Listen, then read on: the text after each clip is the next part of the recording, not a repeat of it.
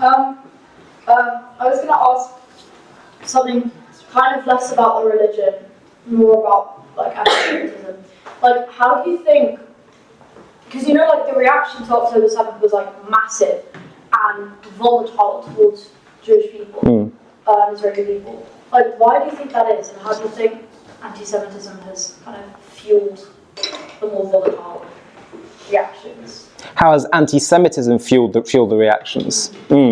Like pre-existing, because like for other wars, like I haven't seen other people react so in such a violent way. Right, yeah, absolutely. It's amazing, isn't it? It's quite a remarkable thing to see. I mean, did you know that in the last 25 years, 70,000 Christians have been killed in Africa, in West Africa?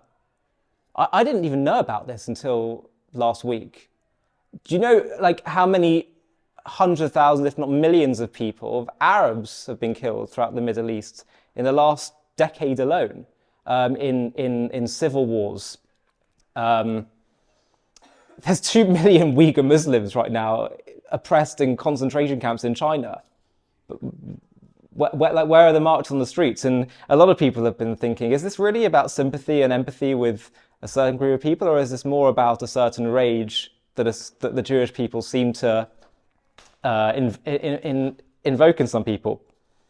It's amazing that you have some people who are like, whether they're in Melbourne, Australia, or Tokyo, Japan, Washington, America, they're coming out week after week to go on protests against Israel. Like, do you not have other things better to do with your life? Like, I think that's sort of what we're wondering. Like, you know, have you not got like dinner to make and a job to go to?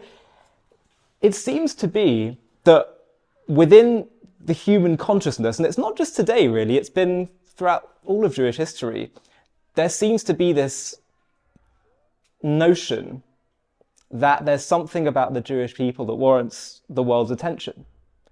There's something about the Jews and their land of Israel and their relationship with the world that that is really tied to like the world's destiny. That's how Judaism would explain it. Judaism would say that the Jewish people have been given a very specific role throughout history, which is to bring the voice of God, the God of Israel, to all the world. And that's what Passover actually embarks, the Jewish people embark on that mission. And so that's how we would explain what's going on here. There's something inside the psyche of human beings that knows this, perhaps at a subconscious level. But the hatred of the Jews is not inevitable.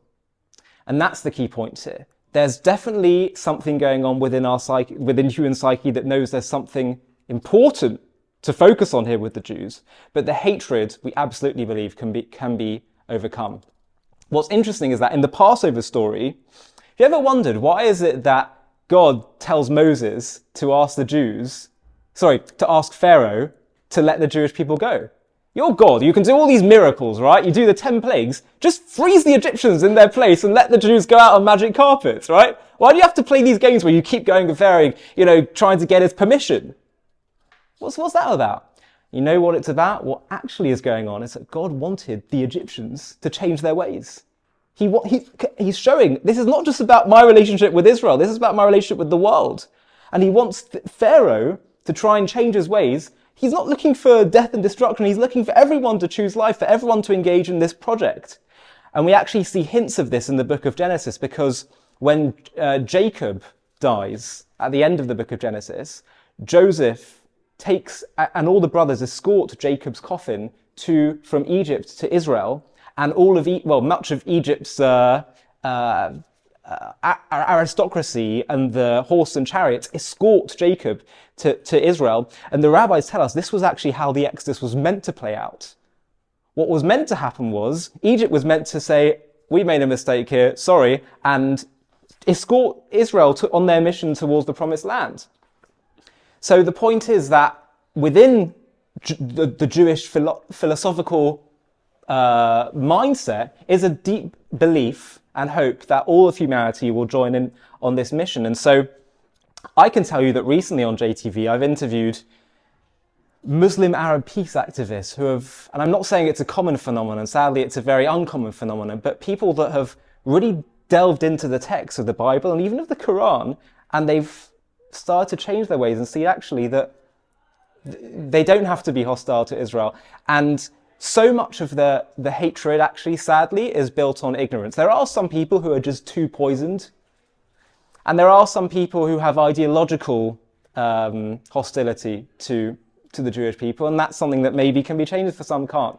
But in many cases, it's actually just an ignorance, an understanding that there's something important going on here, but there's just an ignorance, and that can definitely be overcome just with understanding. In some ways, I don't blame people for being, and I know we're running out of time here, so I'll wrap up if you need me to, but I don't blame people for having conspiracies about the Jews.